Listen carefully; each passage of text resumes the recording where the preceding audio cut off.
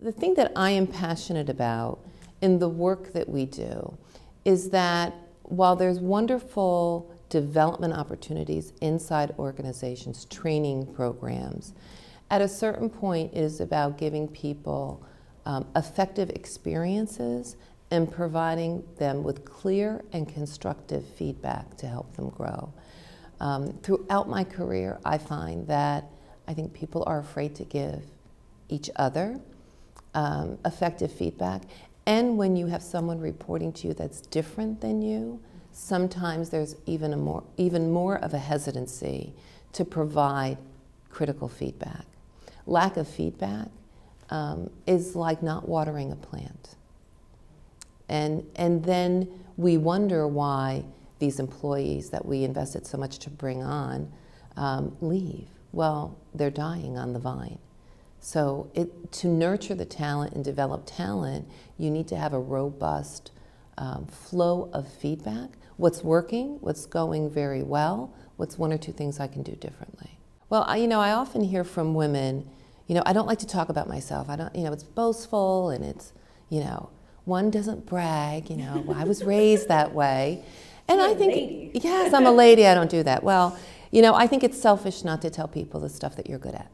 Because how can they use your talents in the organization? You're wasting time. Maybe it's my need to be more efficient.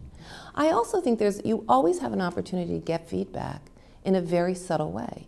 So when you do a project and you get a compliment on it, you've done a presentation and someone says, oh, that presentation was really good. You have a great opportunity to say, oh, thank you so much. I would really like to know, what was the most impactful part of that presentation? That would be helpful for me to know. Would you mind sharing? And so after they say that, then if you're really brave, you say, if I can do one thing different, something different in my presentation, something different in the project, what could that have been? And just thank the person. Because it just gives you that perspective. Oh, now I know. And then if that person is very forthcoming, you now have found someone who might be a mentor or a sponsor.